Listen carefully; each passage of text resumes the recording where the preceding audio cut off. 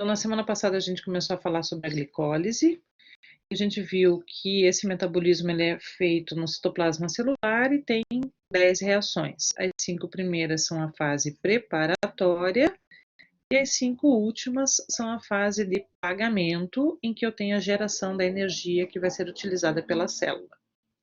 Essa energia está na forma de NADH e na forma de ATP.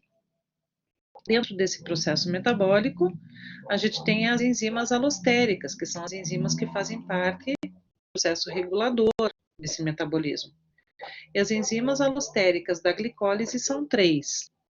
A exoquinase, que é a enzima que faz a primeira reação, que transforma a glicose em glicose 6-fosfato. A fosfofrutoquinase, que é a enzima que transforma a frutose 6-fosfato em frutose 1,6-bisfosfato, fosfofrutoquinase, PFK1, que forma a frutose 1,6-bisfosfato. E a piruvatoquinase, que é a última enzima, que também é enzima regulatória. Então, essas 3 enzimas são as enzimas chaves da glicólise. O que faltou para nós foi verificar de que maneira essas enzimas são reguladas para que o processo possa acontecer mais rápido ou mais devagar dentro da célula. E a regulação metabólica, ela se dá em diferentes formatos para as diferentes enzimas. Eu quero deixar bem claro aqui que quando eu falo inibição enzimática, você tem uma graduação de inibição. Quando eu falo em inibição, você não pode pensar em parar 100%. Mas a gente pode ter uma inibição parcial, para 20%, para 30%, para 50% da atividade daquela enzima, dependendo do nível de regulação que ela tenha. Dificilmente no metabolismo nós tenhamos uma inibição 100%. Uma regulação alostérica que iniba a enzima 100%. Porque sempre uma pequena porcentagem do metabolismo acaba acontecendo. Mas quando a gente fala em inibição, é um processo que está diminuindo o que estava originalmente. Então, você tem uma redução na formação dos produtos que aquela via metabólica está induzindo. Tudo bem? Entenderam?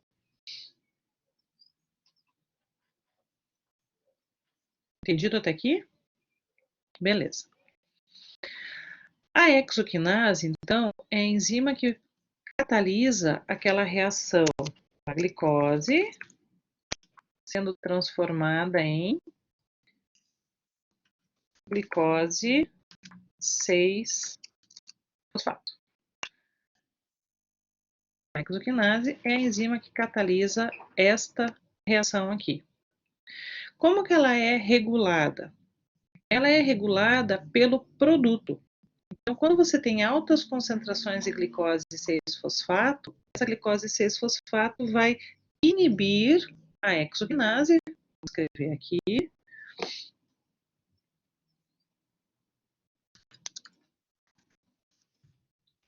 Quando você tem altas concentrações de glicose 6-fosfato, essa glicose 6-fosfato vai fazer o processo do feedback. Lembra do feedback? Ele vem aqui, se liga no sítio alostérico da enzima e vai inibir a atividade dessa enzima. Qual é a consequência disso?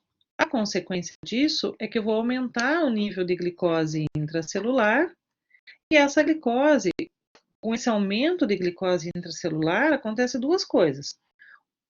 Ou a glicose sai da célula, ela volta para a circulação, se o transportador dela permitir, como por exemplo o GLUT2, ou a célula para de captar essa glicose. Se for GLUT1 ou GLUT3, a célula para de captar essa glicose porque a célula já está cheia de glicose. A glicose permanece na circulação daí. Acontece que esse tipo de regulação, ele não pode acontecer no fígado. Por que não pode acontecer no fígado? Porque quando eu tenho uma situação de alta concentração de glicose no fígado, eu tenho que transformar essa glicose em glicogênio, eu tenho que armazenar essa glicose. Então, eu não posso simplesmente inibir a fosforilação da glicose e permitir que essa glicose escape do fígado, porque senão o fígado não vai conseguir fazer reserva. Então, no fígado, eu tenho uma outra enzima que é chamada glicoquinase. E a glicoquinase é uma enzima específica para a glicose. E ela é uma enzima que está presente apenas no fígado.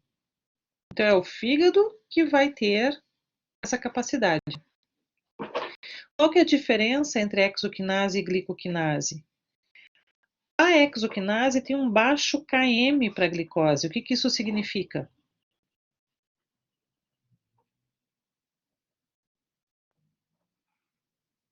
O que significa eu dizer que a exoquinase tem um baixo km para a glicose? Tem uma alta afinidade, muita afinidade. Então, mesmo em pequenas concentrações, a exoquinase vai trabalhar com essa glicose e vai transformar essa glicose em glicose 6-fosfato. O problema é justamente o contrário, quando eu tenho um aumento da glicose 6-fosfato, que daí essa enzima vai ser inibida. A exoquinase sendo inibida no fígado, vai aumentar a concentração de glicose, e esse aumento da concentração de glicose vai ativar uma outra enzima, que é a glicoquinase, ou glucoquinase, ou também chamada de exoquinase tipo 4, exoquinase 4, que daí é especificamente a glicoquinase. Quando que a glicoquinase vai estar ativada?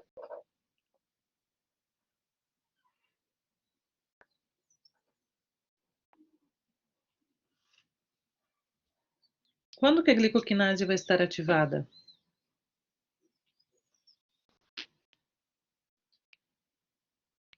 Quando eu tiver alta concentração de glicose. Quando eu tiver muita glicose. Por que ela só vai estar ativada quando eu tiver muita glicose? Porque ela tem um alto km para glicose. Se ela tem um alto km para glicose, eu tenho que ter uma concentração mais alta de glicose para ela poder ser ativada. Desta maneira, quando a glicoquinase estiver ativada e a concentração de glicose 6-fosfato dentro do fígado, essa glicose 6-fosfato vai ser desviada para fazer glicogênio. Eu vou poder guardar essa glicose. Então, dessa maneira que é ativado o processo de glicogênese, que é a síntese de glicogênio. Entenderam?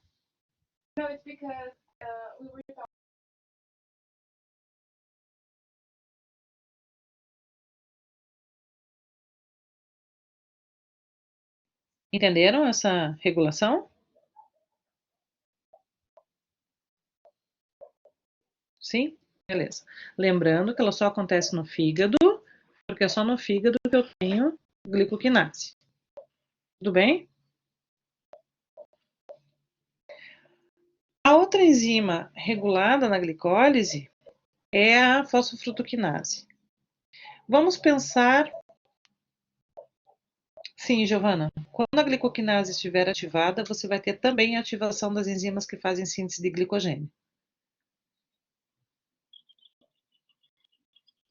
Não é que ela vai ativar a síntese de glicogênio, mas ela vai manter os níveis altos de substrato para que essa biossíntese possa acontecer. Tem, Lucas. No fígado, no músculo tem glicogênio, mas você tem que pensar que o transportador de glicose no fígado é outro. No fígado e no músculo você tem transportadores de glicose diferentes que se comportam de maneira diferente. No músculo você tem o GLUT4, que vai promover a entrada de glicose em grande concentração no músculo e ele sai da membrana. Saiu a insulina, ele sai da membrana e a glicose ficou lá dentro, não vai ter transportador para ela sair. Então, mesmo que você tenha uma alta concentração de glicose 6-fosfato, ela vai ter que ser transformada em glicogênio, porque a glicose não vai sair. Entendeu?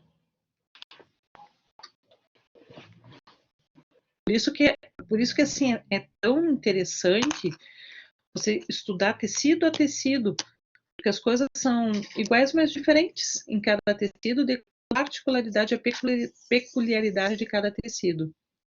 Isso a gente conversa muito na Bioquímica 2. Não percam, vai ser bem legal. cenas dos próximos capítulos. Então, a segunda enzima regulada é a fosfofrutoquinase. Vamos fazer um exercício de raciocínio lógico aqui. O que vocês acham, que moléculas vocês acham que podem inibir a fosfofrutoquinase?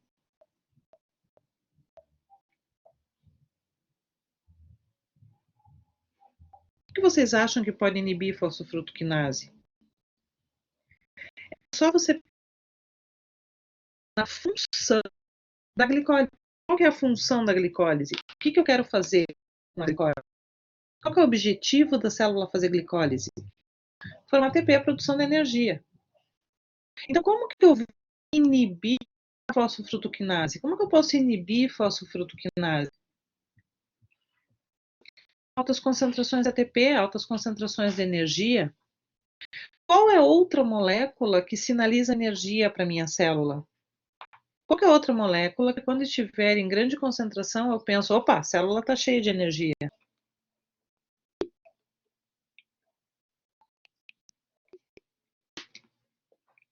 Não, o ADP é o contrário do ATP, João.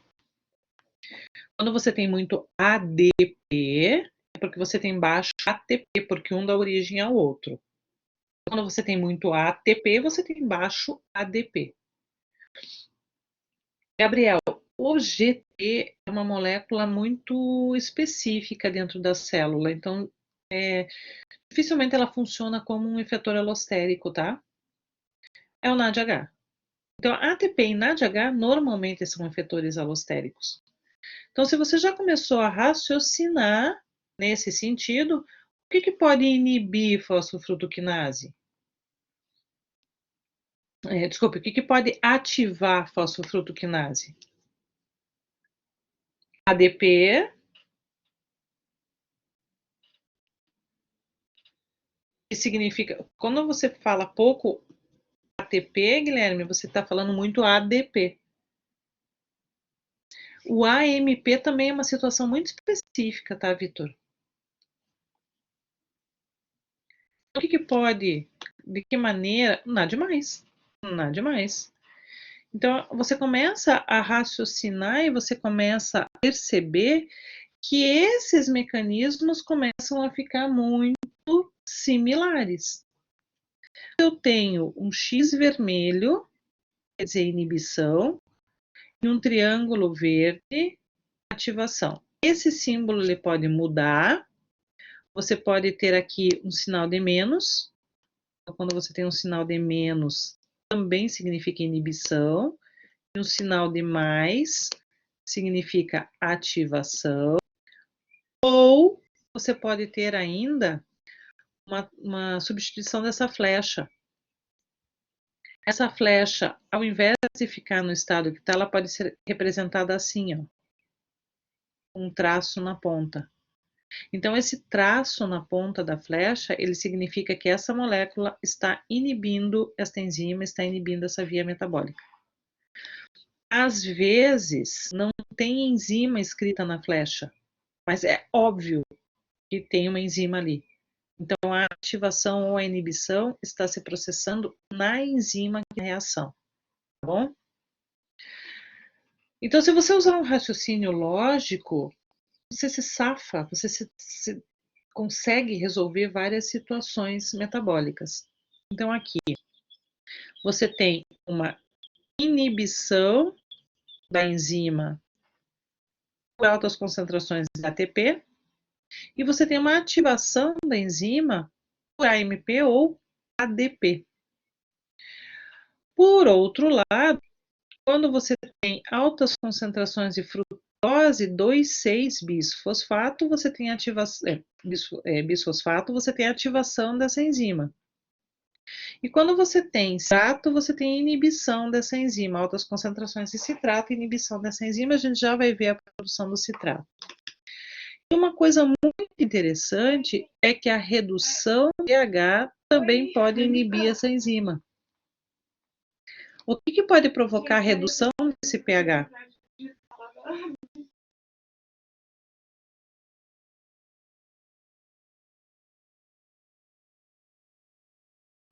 muito lactato. Então, isso aqui seria como se fosse um mecanismo de prevenção da célula. Opa, peraí, vamos mais devagar, porque está produzindo muito lactato e esse lactato vai afetar o comportamento de todas as enzimas do ambiente onde ele está sendo produzido. Então, é melhor dar uma reduzida na glicólise para que esse lactato seja menos produzido e não afete o comportamento de várias outras enzimas dentro da célula. Ok? Essa frutose 2,6-bisfosfato é uma via, um metabólito produzido a partir da frutose 6-fosfato. Quando eu tenho um aumento de frutose 6-fosfato, que não está sendo metabolizada na mesma velocidade que ela está sendo produzida, ela acumula. Quando ela começa a acumular, ela vai ativar uma outra enzima chamada PFK2, que é a fosfofrutoquinase 2. Fosfofrutoquinase 1 é a que catalisa esta reação aqui.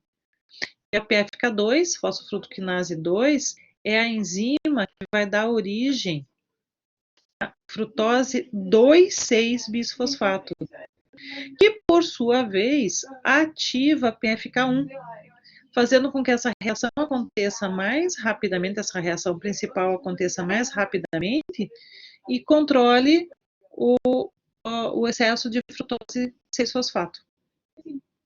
Entenderam?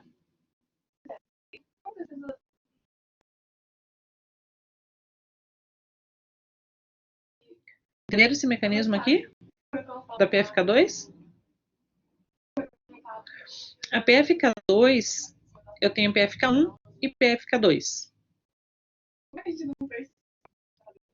Fosfrutoquinase é PFK. Tá? Se a PFK produz frutose 1,6-bisfosfato, 1,6-bisfosfato, ela é chamada de PFK1. Se ela produz frutose 2,6-bisfosfato, ela é PFK2. Qual que é a diferença entre elas? É o KM. PFK2 tem um KM mais alto, então precisa de uma concentração mais alta de frutose 6-fosfato. Só que a PFK1, ela tem uma velocidade de atuação que é basal.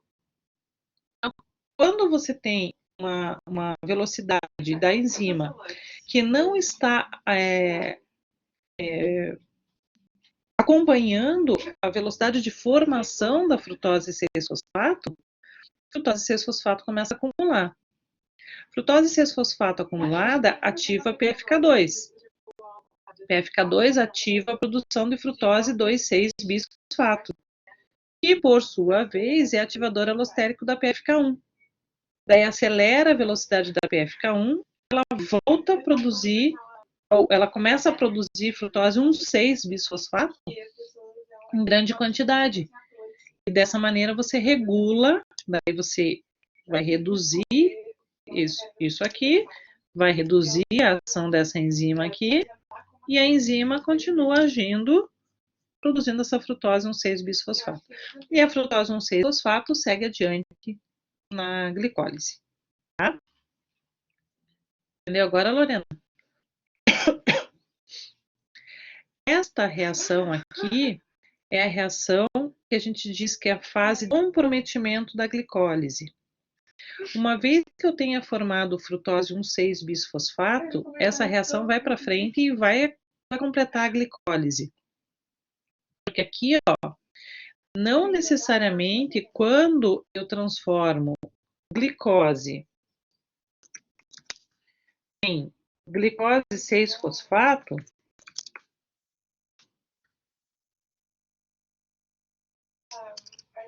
glicose 6-fosfato, isto garante que a glicólise vai se processar? Se eu fizer essa primeira reação aqui, eu tenho garantia absoluta que a glicólise vai acontecer?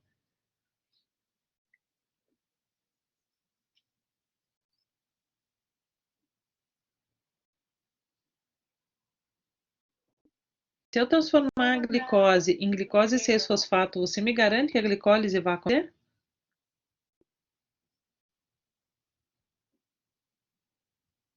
Não, porque essa glicose 6-fosfato pode ser transformado em glicogênio.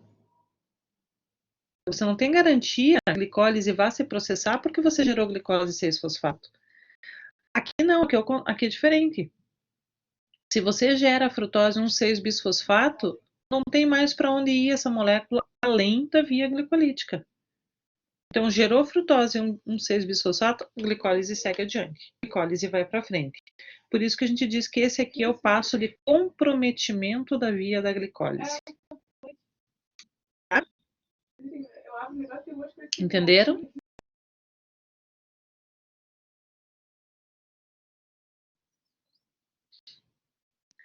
E a terceira enzima regulada é a piruvato quinase.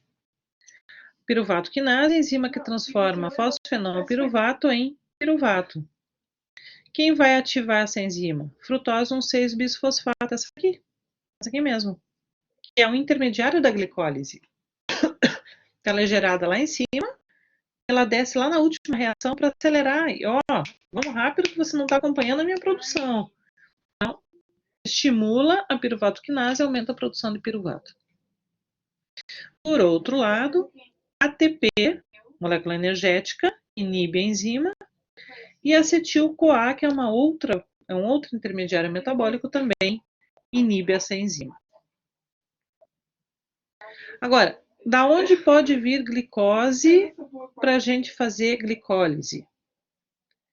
Uma boa parte da glicose que a gente tem para fazer glicólise, ela vem da alimentação. Então, ela vem do que a gente chama de vias afluentes da glicólise.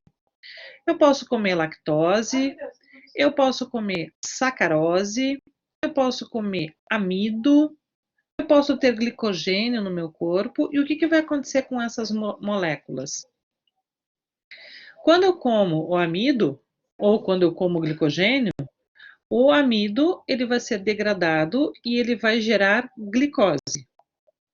O glicogênio, quando for degradado, ele vai gerar glicose 1-fosfato. A gente vai ter uma via metabólica só para verificar a degradação do glicogênio. Glicose, quando ela entra na célula, ela pode vir tanto da degradação do amido, quanto da degradação da lactose, quanto da degradação da sacarose. Degradei essas moléculas, gerei glicose, vai ser metabolizada pela exoquinase, vai ser fosforilada pela exoquinase, vai gerar glicose 6-fosfato e entra no metabolismo. Quando eu comi lactose e obtive glicose, eu obtive também galactose.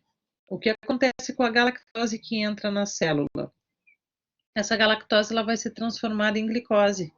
E a glicose entra na via glicolítica sem problema nenhum, vai ser transformada em glicose 1-fosfato, glicose 1-fosfato vira glicose 6-fosfato e segue na via metabólica. Se eu como sacarose, eu vou obter glicose e frutose. A frutose vai ser metabolizada pela exoquinase, porque ela também é uma exose, vai virar frutose 6-fosfato, entra na glicólise. Assim como a glicose, a frutose também tem uma enzima específica para ela, que é a frutoquinase. Frutoquinase transforma a frutose em frutose 1-fosfato. Frutose 1-fosfato pode ser quebrada no meio por uma aldolase, gerando gliceraldeído e dihidroxiacetona-fosfato. Dihidroxiacetona-fosfato é a mesma molécula gerada na glicólise. Tanto dihidroxiacetona-fosfato como gliceraldeído podem gerar gliceraldeído 3-fosfato, que entra na fase de pagamento da glicólise. E a manose, que eu ingiro, também por ser uma exose, vai ser metabolizada pela exoquinase, vai gerar manose 6-fosfato, que vira frutose 6-fosfato e entra na via glicolítica.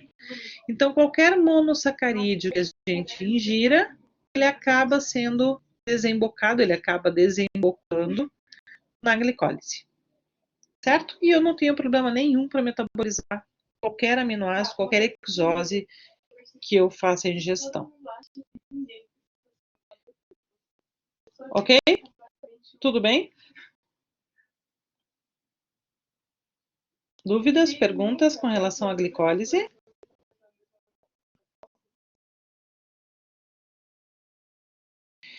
Bom, então a gente vai continuar.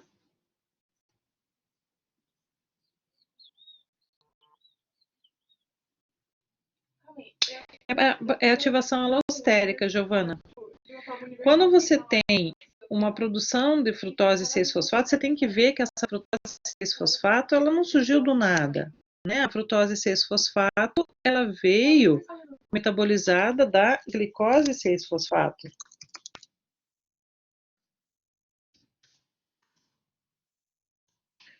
Quando tem a produção de glicose 6-fosfato, ela vai dar origem à frutose 6-fosfato.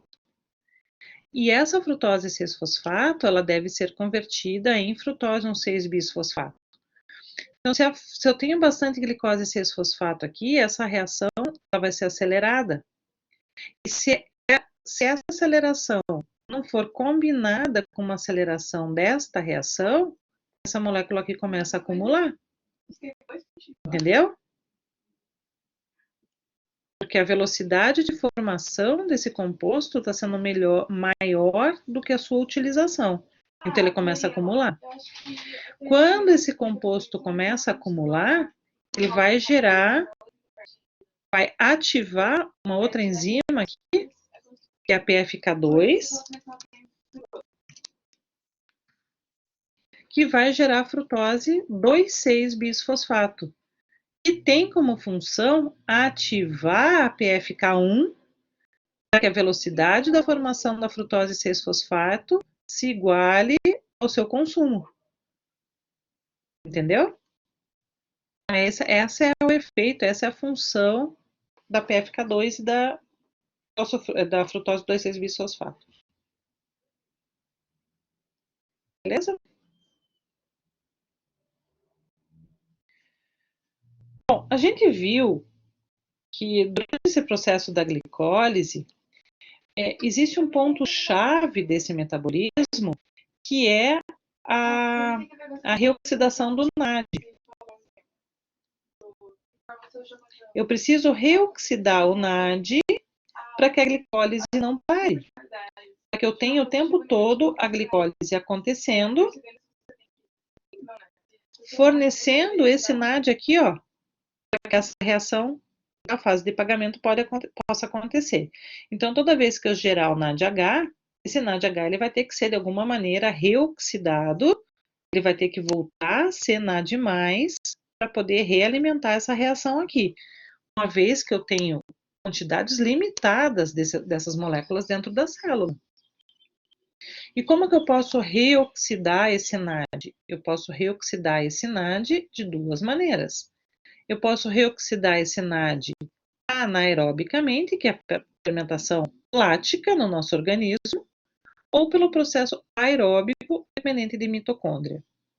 Essa fermentação lática aqui a gente viu na aula passada, então agora a gente vai ver qual é o outro mecanismo que a célula pode fazer para reoxidar esse NAD, que é através do processo aeróbico. Eu gosto de conversar sobre tipo, identidade. Então, a gente está aqui nesse pedaço. A gente fez a glicólise, essa glicólise fez esse metabolismo anaeróbico para reoxidar rapidamente o NAD. Agora, qual que é a desvantagem de fazer esse metabolismo anaeróbico?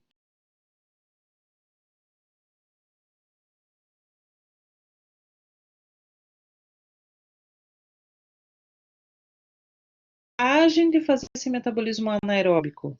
Né?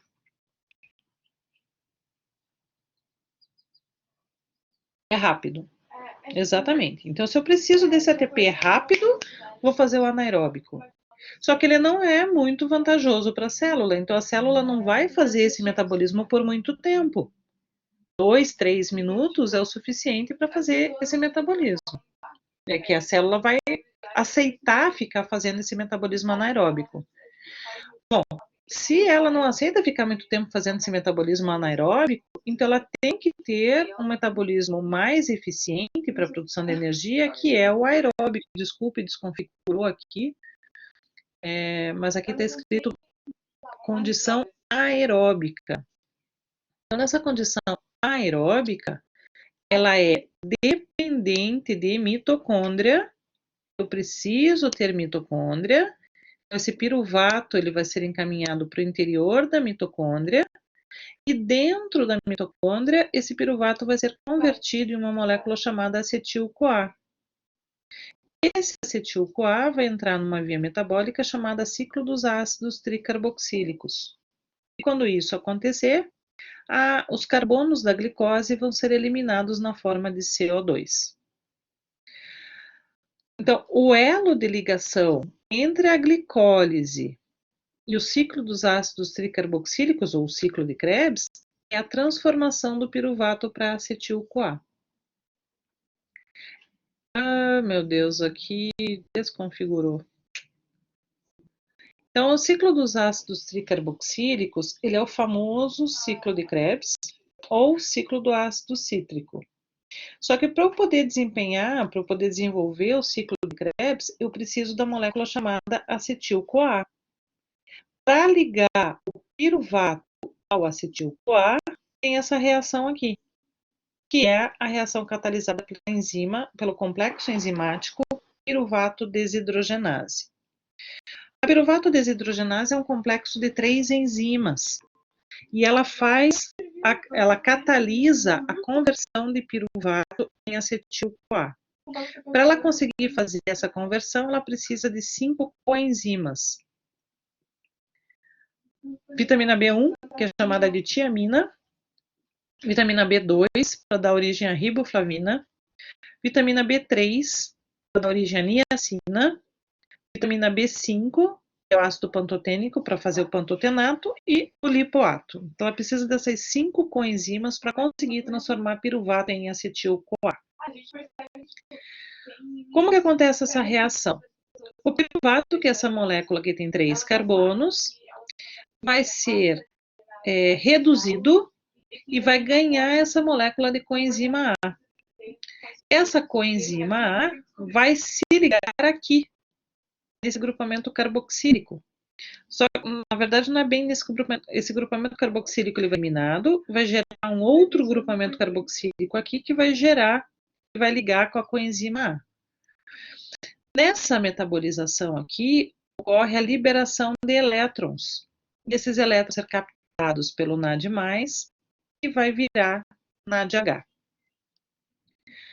Essa reação é uma reação endergônica ou exergônica?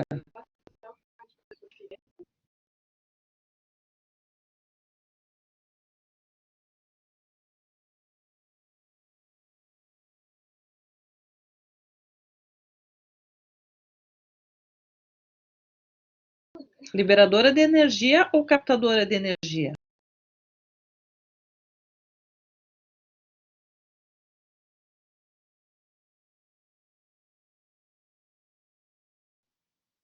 Ela está liberando energia ou está precisando de energia para acontecer?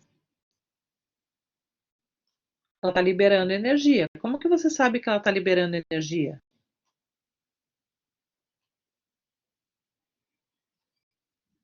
Por causa do ΔG negativo.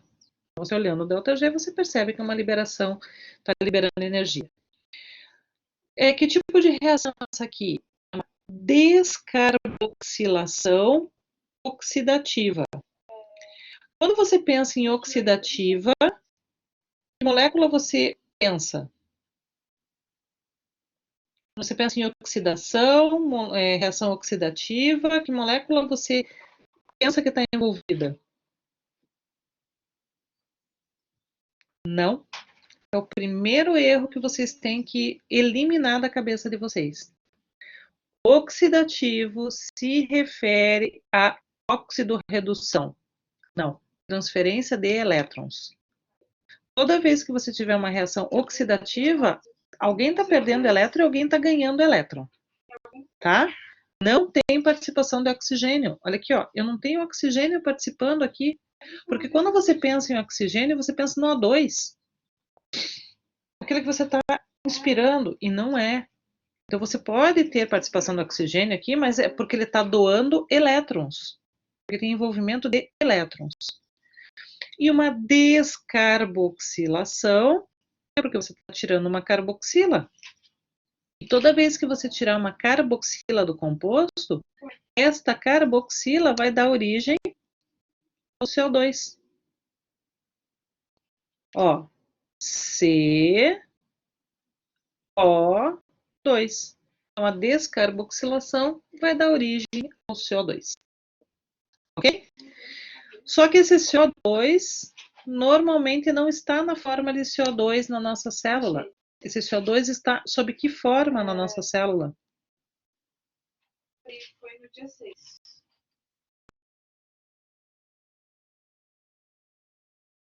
Esse CO2 fica sob que forma na nossa célula, no nosso organismo? Na forma de bicarbonato. Exatamente. Aula lá de pH e tampões que a gente viu a hidratação do CO2. Quando você ouvir falar em bicarbonato, HCO3-, oh, droga. Quando você ouvir falar em bicarbonato, você pode pensar em CO2, tá? O bicarbonato, ou o CO2, é a molécula que o corpo emprega quando ele precisa de um carbono. Então, ele vai pegar...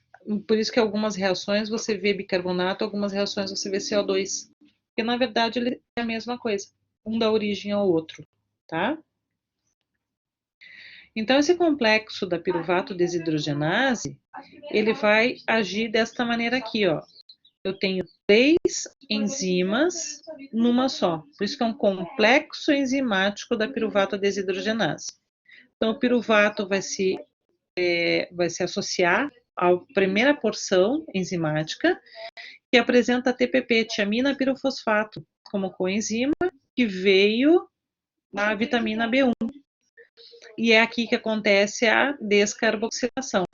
Perdeu a carboxila, vai se ligar com a segunda porção da enzima, nesse grupamento sulfidrílico, e é aqui nessa porção que ela vai ganhar a coenzima A, que vai ser transformado em acetil-CoA e liberado da enzima. E nesta reação aqui também vai ocorrer a transferência dos elétrons para o FAD e o FAD doa esses elétrons para o NAD. Então, o que você enxerga dessa reação? Dessa reação você enxerga isso aqui. Você enxerga o piruvato sendo transformado em acetil-CoA, liberando o CO2 e produzindo NADH. É isso que você enxerga, é isso que você vai ver. O que você tem que ter em mente? Que o acetil-CoA é uma molécula de 2 carbonos e que a porção útil do acetil-CoA são esses 2 carbonos. A coenzima A é uma molécula que vai, além de manter preso dentro da célula esse acetil, ela vai ser o direcionador desse acetil para as moléculas que precisam usar esses 2 carbonos. Quando você olha esse nome aqui, coenzima A, você pensa numa molécula pequena, certo? Coenzima A, CoA, acetil-CoA, 2 carbonos, então isso aqui é pequenininho, né? Não, não é. Esta molécula aqui, essa coenzima A, é uma molécula bem grande e complexa. Esta aqui é a estrutura da coenzima A, ó. Ela tem uma base nitrogenada, que é a adenina, tem a ribose fosforilada, e fosforilada no carbono 3 e fosforilada no carbono 5, com 2 fosfatos. Daí tem um ácido pantotênico ligado nela e uma mercaptoetilamina. E essa mercaptoetilamina tem um grupamento sulfidrílico na extremidade, esse SH. É esse SH que vem daqui, ó, que vai ser o ponto de ligação da coenzima A nas moléculas ligantes. Por isso, toda vez que você tiver uma CoA ligado com alguém, vai aparecer esse enxofre. Esse enxofre faz parte da estrutura dela. Qual foi a pergunta aqui? Deve ser, eu nunca pensei nisso, Guilherme, mas deve ser. Deve ser por causa da adenina. Ok? Tudo bem? Então, quando você pensar em CoA, pense numa molécula grande, complexa, cheia de carga, ó, tem essas cargas negativas aqui dos fosfatos, tem esse grupamento cetônico aqui, aqui, tem uma ligação amida aqui, tem um álcool aqui, então ela é uma molécula, tem outra ligação amida aqui, tem aqui elétrons que ficam ressonando no anel da adenina, então é uma molécula altamente complexa, altamente polar, não atravessa membranas, é ligação para manter o composto preso onde ele está. Quando houve a formação desse acetil-CoA, onde o acetil-CoA vai ser formado? Onde ele vai ser produzido? Onde eu vou fazer essa transformação de piruvato para acetil-CoA?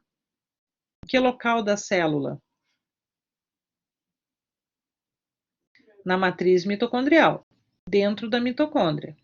Então, uma vez que eu tenha produzido esse acetil-CoA, agora ele pode fazer a reação, ele pode entrar na via metabólica que a gente chama de ciclo de Krebs. A primeira reação do ciclo de Krebs vai ser uma condensação. Acetil-CoA vai se condensar com oxalacetato. Não é o acetil-CoA inteiro que vai se condensar com oxalacetato. Ou é a porção útil, vamos dizer assim, do acetil-CoA.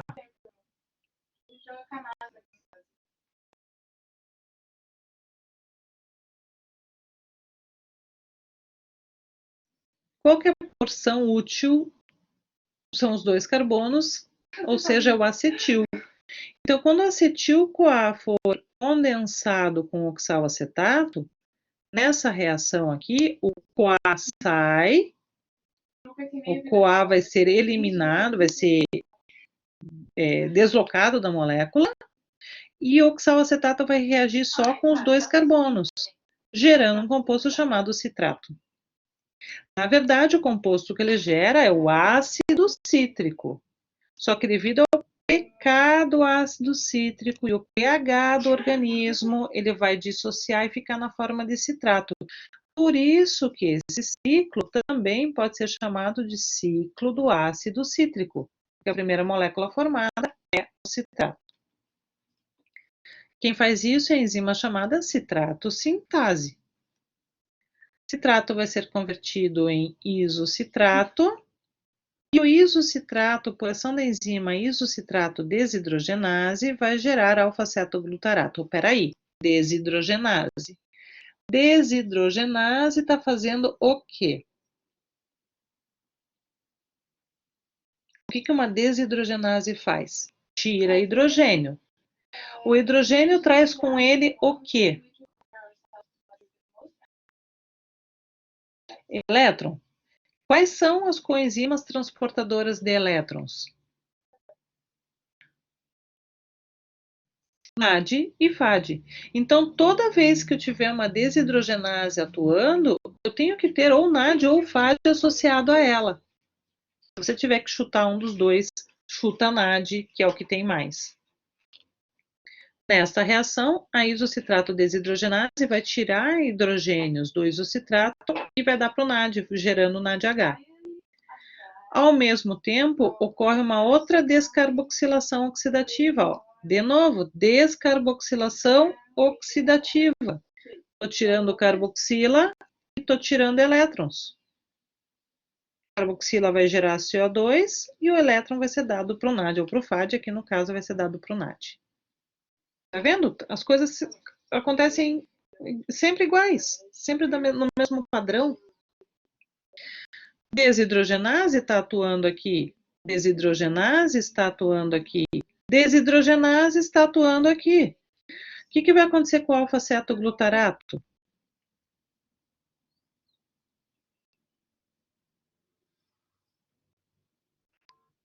Já coloquei. Vai perder hidrogênio, vai perder elétron, e esses elétrons vai ser dado pro NAD, vai acontecer uma descarboxilação oxidativa, porque ele está perdendo uma carboxila aqui, ó, gerando o CO2,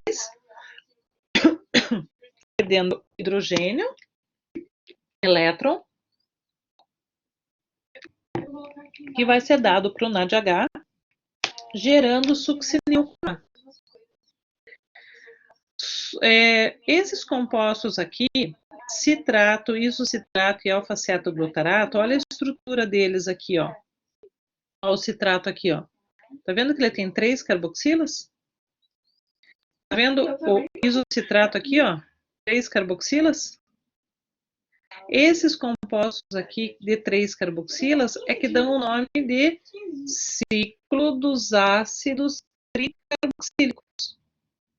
Por isso que você pode chamar o ciclo de Krebs, que foi o cientista que descreveu esse ciclo, ou ciclo do ácido cítrico, que é a primeira molécula gerada, ou ciclo dos ácidos tricarboxílicos, porque as primeiras moléculas têm 3 carboxilas.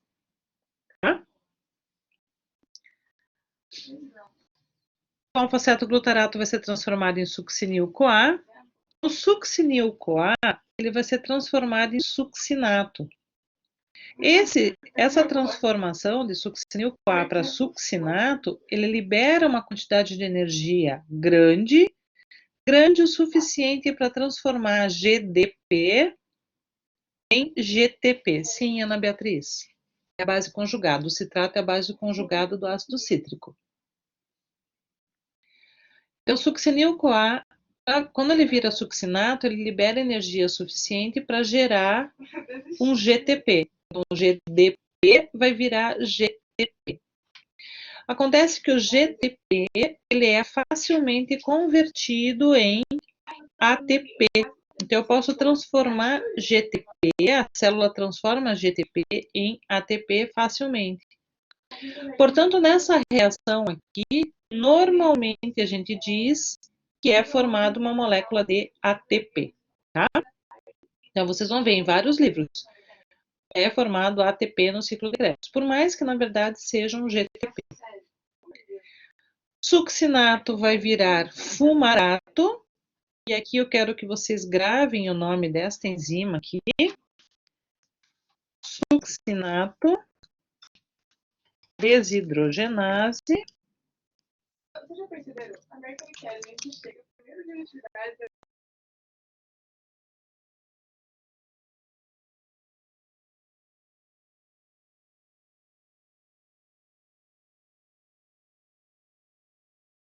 Então, nessa reação aqui, o succinato vai virar fumarato por ação da succinato desidrogenase. E ao contrário das outras desidrogenases, a coenzima que está associada a ela é o FAD. Então, o FAD vira FADH2 nessa reação. O fumarato vira malato, e o malato vai voltar a ser oxalacetato por ação da malato desidrogenase. Novamente, transformando NAD+ em NADH. Aqui não está demonstrado, mas em todas essas reações aqui, eu tenho o NAD+, obviamente, né? Quando eu tenho a formação do NADH, ele vem da onde? Ele vem da redução do NAD+.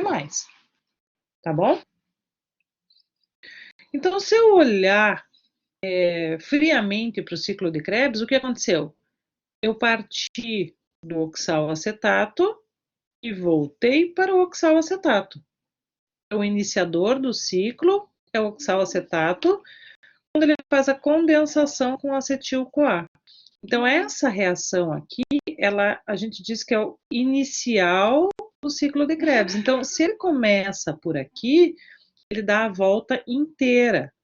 E quando ele dá a volta inteira no ciclo de Krebs, quando se completa uma volta inteira do ciclo de Krebs, qual é o rendimento energético desse ciclo?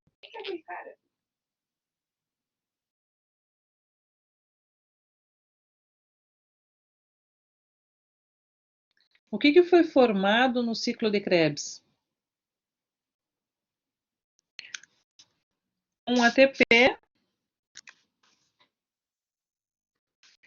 3 NADH e 1 4H2. Este é o rendimento energético do ciclo de Krebs. Além disso, foi gerado 2 moléculas de CO2. O que vai acontecer com esse CO2?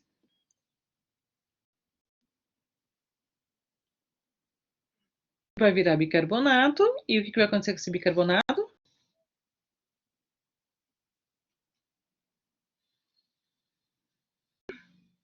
Acho que foi de propósito.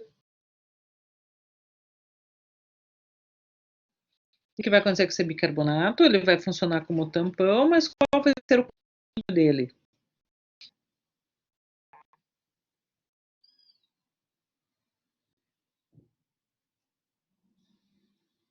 Ele vai. Qual é o destino desse CO2? Vai sair pela expiração. Só que, ao invés do corpo mandar esse CO2 até o pulmão na forma de CO2, ele vai na forma de bicarbonato, atuando como tampão no meio do caminho. Daí, quando esse bicarbonato chega no pulmão, ele volta a ser CO2 e vai ser exalado. Portanto, se você acelerar esse ciclo aqui, o que acontece com a tua respiração?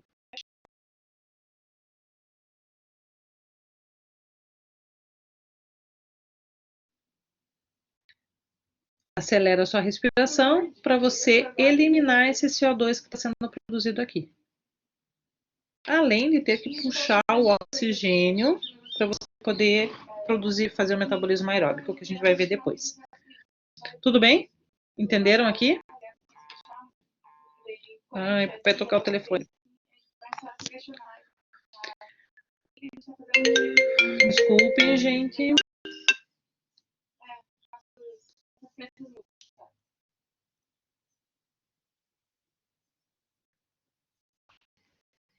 Quando você está com esse ciclo aqui, quando você está com o ciclo de Krebs acelerado, você vai aumentar a produção de CO2, certo? Você tem que eliminar esse CO2 para que ele não acumule e não deixe o teu sangue ácido. Então, a frequência cardíaca, a frequência respiratória é aumentada para você captar mais oxigênio para o metabolismo aeróbico, para a próxima etapa do metabolismo aeróbico, e para eliminar esse CO2 que foi gerado aqui. Tá? Entenderam? Desculpem. Eu não sei como que desconecta o celular do computador. Não. A gente tem que ver da onde está vindo esse piruvato para o ciclo de Krebs. Então, quando a gente faz a análise via acetil-CoA, acetil-CoA está entrando no ciclo de Krebs, um acetil-CoA entrando no ciclo de Krebs é uma volta no ciclo. Quando a gente estiver analisando o rendimento de glicólise aeróbica, daí sim são 2. Porque daí você está vindo lá do começo da glicose, tá? Porque não é só a glicose que vai fornecer acetil-CoA para esse ciclo. Você tem outras moléculas que podem ser degradadas e que vão gerar esse acetil-CoA também, como, por exemplo, o ácido graxo. Quando você degrada ácido graxo, você também vai gerar acetil-CoA. Só que daí a estequiometria vai ser outra. Porque o ácido graxo não vai dar origem a 1 acetil-CoA ou a 2 acetil-CoA, porque vai depender do ácido graxo. De novo, cenas dos próximos capítulos, cenas da bioquímica 2, não faltem, é bem legal. Então, quando a gente está avaliando, estudando o ciclo, eu vou ver uma volta do ciclo. Agora, esse acetil-CoA veio da onde? Eu tenho quantos acetil-CoA para entrar no ciclo? Daí você vai alterando essas quantidades aqui em função da quantidade de acetil-CoA que você tiver aqui. Na aula que vem, a gente vai fazer esse exercício. A gente vai fazer o rendimento energético da glicólise aeróbica como um todo.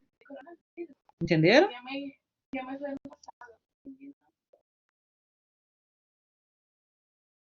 Respondi tua pergunta, Marina? Minha família internacionalizou o negócio. Entendeu, Marina? Beleza.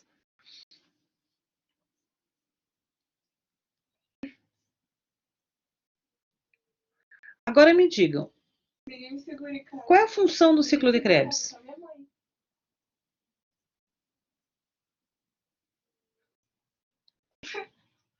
Qual que é a função do ciclo de Krebs?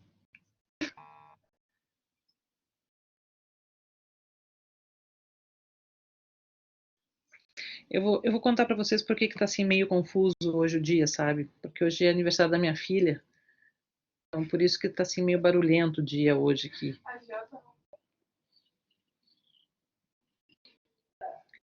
A função do ciclo de Krebs é gerar NADH e FADH2 para a cadeia respiratória. Ok. Qual é a finalidade desses elétrons na cadeia respiratória?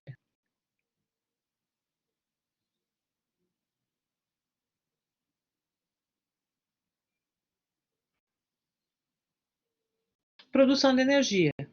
Então, quando eu falo que eu estou fazendo o ciclo de Krebs, qual é a finalidade desse ciclo de Krebs?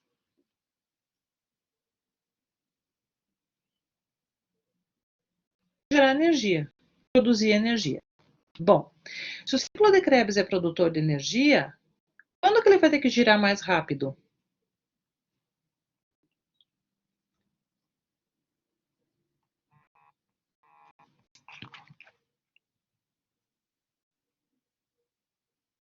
Quando tem pouca energia. Com baixa energia, ele vai ter que girar mais rápido. Quem vai dizer para ele que eu estou com baixa energia? Gente, eu coloquei o mesmo negócio no documento. Quem vai dizer para o ciclo de Krebs que eu estou com baixa energia? ADP, NAD+. Veja, vocês estão pegando o raciocínio da coisa. Se eu estiver com bastante energia, o que tem que acontecer com o ciclo de Krebs?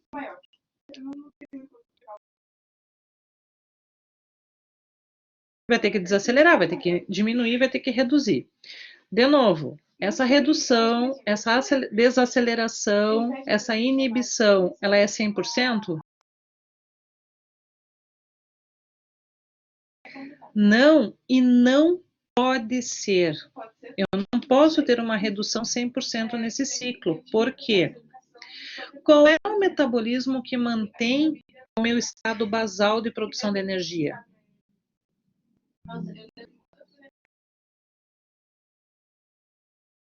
Que tipo de metabolismo eu faço para manter o mínimo de energia que eu preciso para sobreviver?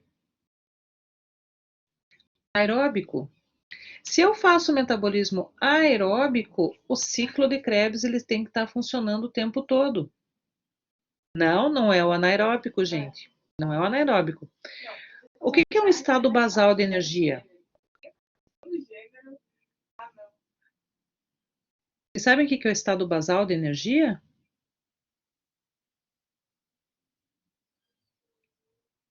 É o mínimo de energia que eu preciso para me manter viva. O mínimo necessário. Esse mínimo necessário vai me ser dado pelo metabolismo aeróbico ou anaeróbico? Vamos pensar assim. A pessoa está lá no estado vegetativo no hospital. Ela está fazendo metabolismo aeróbico ou anaeróbico? Como que você sabe que ela está fazendo metabolismo aeróbico?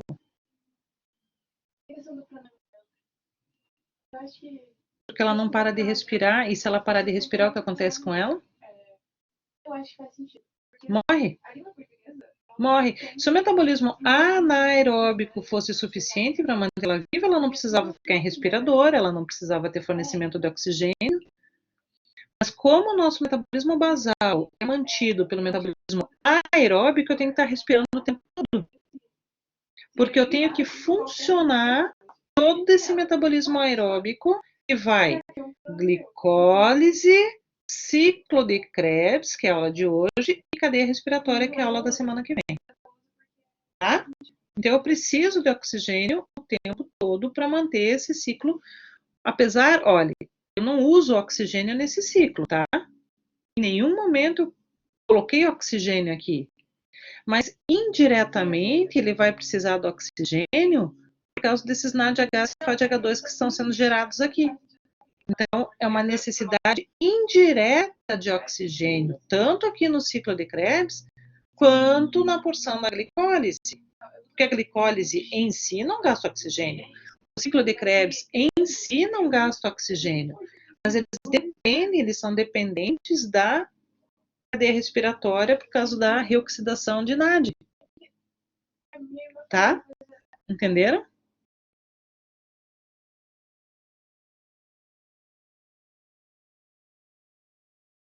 Beleza. Então, o que está acontecendo aqui no ciclo de Krebs?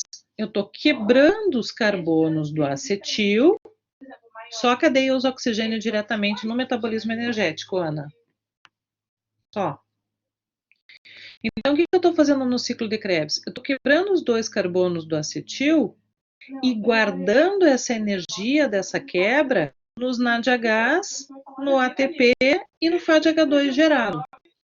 Se eu fizesse a quebra do acetil numa reação única, gerando CO2, eu não conseguiria aproveitar adequadamente toda a energia liberada nessa quebra. Então, para aproveitar a energia dessa quebra, acontece o ciclo de Krebs. Vai gradativamente armazenando essa energia dentro de um ATP, 3 NADHs e um FADH2. Então, se o ciclo não pode girar mais devagar, ele tem um limite mínimo que ele pode inibir. E o que vai inibir o ciclo?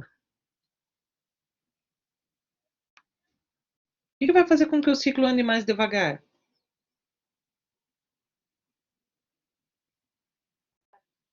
Disponibilidade energética. ATP, NADH. Quem que vai fazer o ciclo andar mais rápido? Assistindo alguma coisa na aula. Moléculas que sinalizem falta de energia. ADP e NAD+. Ele não tá lá, a câmera dele tá mostrando a janela. Então, aqui, se a gente observar a regulação do ciclo de Krebs, as enzimas alostéricas são citrato sintase, isocitrato desidrogenase e alfa-cetoglutarato desidrogenase. Essas são as 3 enzimas alostéricas do ciclo de Krebs. Veja que quem que está inibindo? NADH, ATP, ATP, NADH. Vocês me disseram que essas moléculas são moléculas que representam energia. Então, se eu estou bem nutrido de energia, inibe ciclo. Além disso, produto é inibidor alostérico. Então, aqui, ó, alfa-cetoglutarato desidrogenase, o produto dela é succinil-CoA, inibidor alostérico da enzima. O citrato sintase, o produto dela é citrato inibidor alostérico da enzima. Além disso, o succinil-CoA, que é um produto lá da frente, também pode inibir a enzima. Agora, o que diz que está falando energia? Vocês me disseram, ADP, então tá aqui, ó, o ADP atuando como ativador alostérico dessas enzimas. Agora, me dá uma explicação lógica para esse cálcio estar ativando a enzima. O que esse cálcio está fazendo aqui?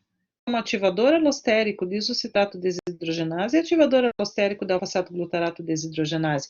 Me propõe uma explicação lógica para isso.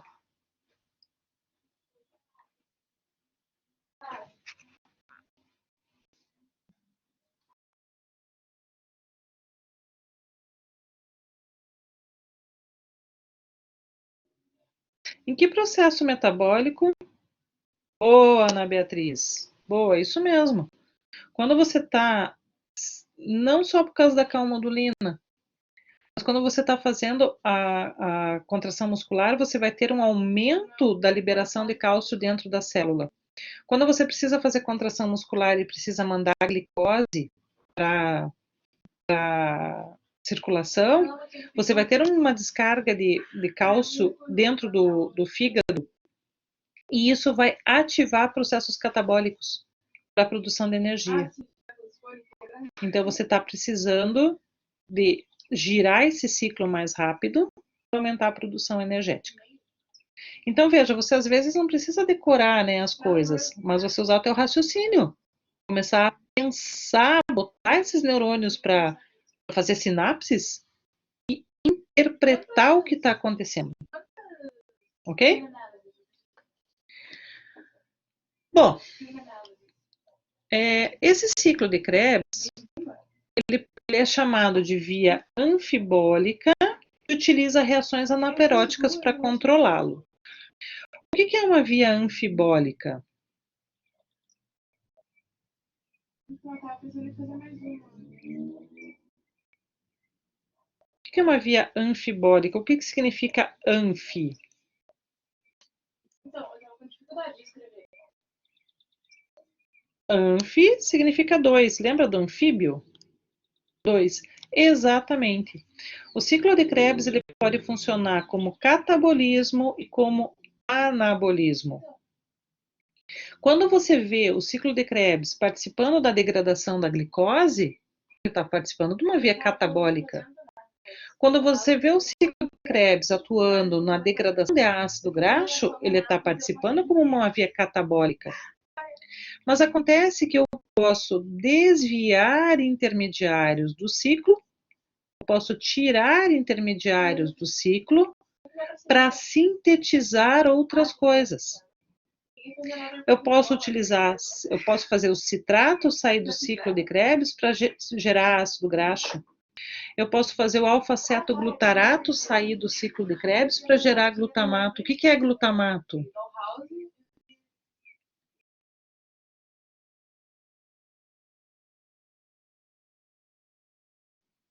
O que é glutamato? Acho que ninguém. É um aminoácido de que tipo? Essencial ou não essencial? Não essencial. Então, ele é um aminoácido que eu consigo sintetizar no meu corpo. Eu consigo sintetizar esse aminoácido a partir do quê? A partir do alfa-cetoglutarato. Então, eu tiro o alfa-cetoglutarato do ciclo de Krebs e gero glutamato. E com esse glutamato, eu posso gerar arginina, prolina e glutamina. Eu posso tirar oxaloacetato do ciclo de Krebs e gerar aspartato. E com esse aspartato, gerar asparagina. Eu posso tirar o oxaloacetato do ciclo de Krebs e fazer ele se transformar em fosfenolpiruvato. O fosfenolpiruvato originar serina, glicina, cisteína. Posso fazer esse fosfenolpiruvato virar glicose. Então, eu estou desviando intermediários do ciclo de Krebs para sintetizar outras moléculas. Nesse sentido, o ciclo de Krebs está participando como uma via anabólica. Por isso que ele é chamado de anfibólico. Ele pode participar de vias catabólicas ou de vias anabólicas. Agora, o que vai acontecer com o ciclo de Krebs quando eu desviar um desses intermediários aqui para sintetizar alguma coisa? O que vai acontecer com esse ciclo de Krebs? Ele vai desacelerar. E essa desaceleração pode ser muito intensa. O que vai acontecer se eu desacelerar demais esse ciclo?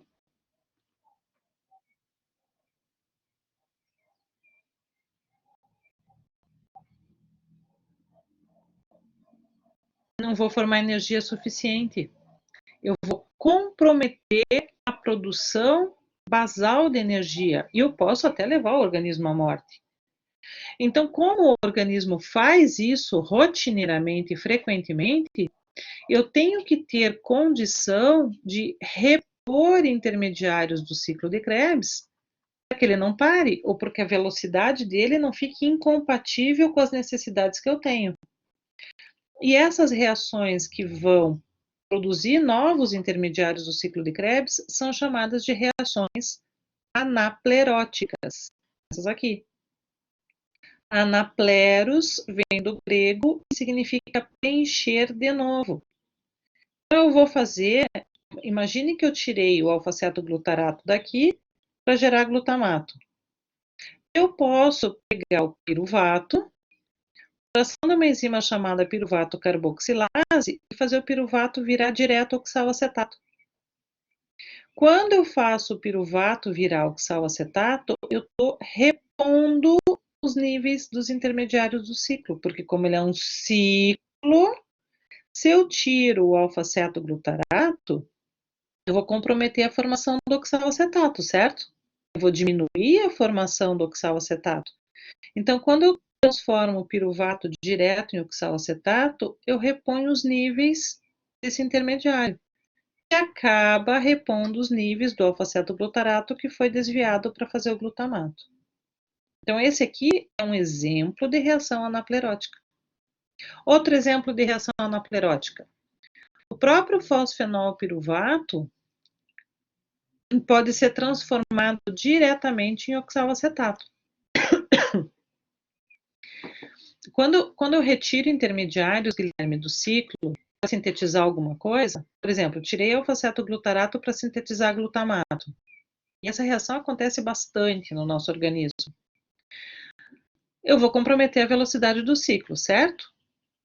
Então, eu posso fazer uma reação anaplerótica transformando o piruvato direto em oxalacetato, por ação da enzima piruvato carboxilase. Quando eu transformo o piruvato em oxalacetato, eu estou repondo os níveis dos intermediários, porque como é um ciclo, um vai gerar o outro. Então, como eu gastei alfa-cetoglutarato aqui, eu vou regenerar pouco oxalacetato, certo? Quando eu transformar piruvato em oxalacetato, eu restabeleço o nível de oxalacetato e o ciclo volta a trabalhar na velocidade normal. Entendeu?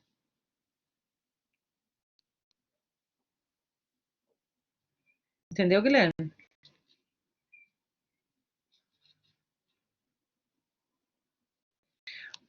Essa é a única reação anaplerótica que tem? Não. Eu posso pegar o fosfenol piruvato que veio da glicólise, posso transformar esse fosfenol piruvato em oxalacetato, pelo fosfenol piruvato carboxiquinase. Eu posso fazer essa reação aqui, de novo, repus os intermediários do ciclo.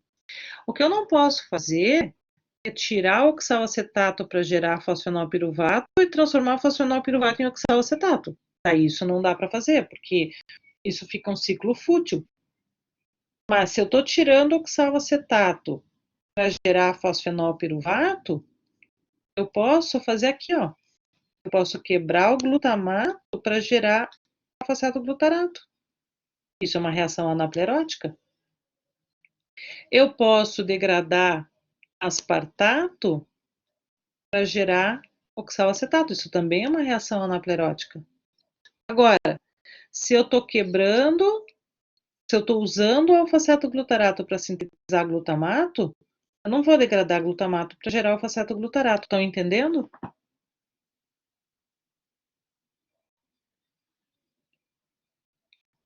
A gente não diz que ele é iniciador do ciclo, Rafaela, porque para o ciclo acontecer, eu tenho que ter entrada da acetil-CoA para eliminar os dois carbonos dele. Se eu tenho só oxalacetato, o oxalacetato não tem como girar se eu não tiver o acetil-CoA para juntar com ele, entendeu?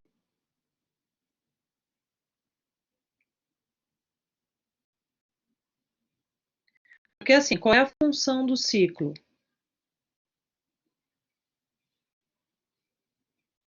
Sim, daí sim, Guilherme. Sim, de outra fonte, sim. Mas eu tenho que ter acetil-CoA entrando no ciclo para girar o ciclo. Se eu tiver só oxalacetato e não tiver acetil-CoA, não tem como o ciclo se processar. Porque eu preciso dos carbonos do acetil-CoA para poder juntar com oxalacetato para gerar o citrato. E daí o ciclo gira. Entendeu? Entenderam? Agora, eu preciso equilibrar o nível de oxalacetato que eu tenho com a quantidade de acetil-CoA que está sendo formado. Então, imagine que eu tenho 10 acetil-CoA aqui. Para estar numa situação equilibrada, quantos oxalacetato eu tenho que ter aqui para reagir com esses 10 acetil-CoA?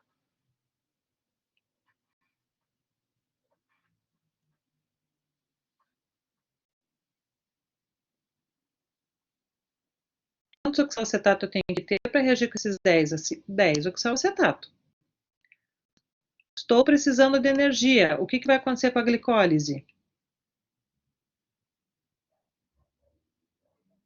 Estou precisando de energia. O que vai acontecer com a glicólise? Vai aumentar. Quando aumenta a glicólise, aumenta a piruvato. Quando aumenta a piruvato, o que acontece com os níveis de acetil-CoA? Aumentam. E agora eu não tenho mais 10. Agora eu tenho 20. Tenho 20 acetil-CoA aqui. Só que eu só tenho 10 oxalacetato. O que vai acontecer com a velocidade do ciclo?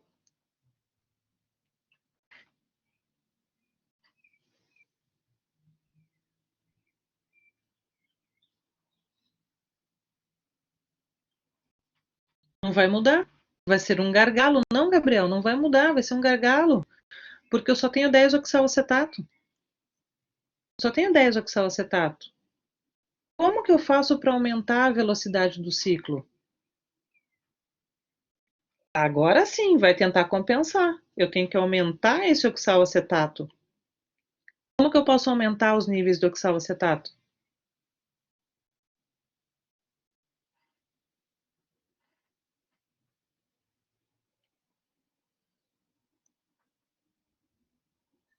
Posso transformar fosfenolpiruvato em oxalacetato. Posso transformar piruvato em oxalacetato. Posso quebrar glutamato e gerar alfaceto glutarato. Posso quebrar aspartato e gerar oxalacetato. Por isso que quando eu quebro proteína, eu estimulo o ciclo de Krebs. Quando eu quebro proteína, eu gero aminoácido. Quando eu gero aminoácido, eu gero esqueleto carbônico para o ciclo de Krebs. Tá? Esta é uma situação. Entenderam essa situação? E olha que legal. Quem estimula a piruvato carboxilase é o próprio acúmulo de acetil-CoA. Acetil-CoA é ativador alostérico da piruvato carboxilase. Legal isso, né? Isso é muito legal. A outra situação é assim, ó. A outra situação é assim. Você está com tudo 10. Você está com 10 aqui. Você está com 10 aqui. Tá tudo certinho. Tá tudo equilibrado. Só que, de repente, você tirou o alfa-cetoglutarato daqui, para gerar glutamato. Então, quando você continuar girando, aqui vai deixar de ser 10. Aqui vai ficar 9 ou vai ficar 8, dependendo do tanto de alfa-cetoglutarato que você tirou daqui.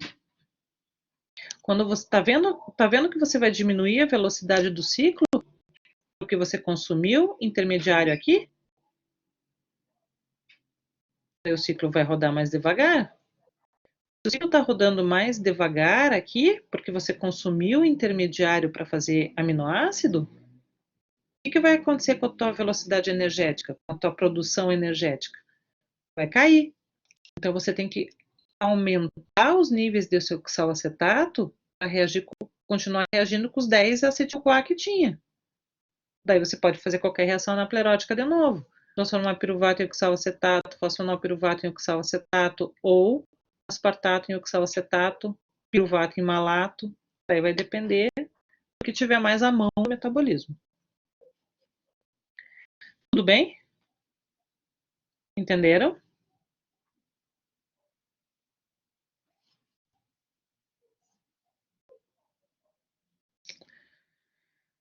Então, por hoje era isso. Na aula que vem nós continuamos no metabolismo aeróbico, a partir do ciclo de Krebs, então.